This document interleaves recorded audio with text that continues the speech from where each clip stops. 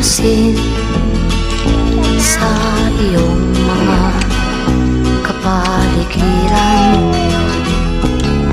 Kay dumi na ng hangin, pati na ang mga ilog natin. Hindi na masamang pag-unlad at malayo-layo na rin ang ating narating. Ngunit masdan mo ang tubig sa dagat, dati kulay asul, ngayon'y naging itim. Ang mga duming ating ikinalat sa hangin, sa langit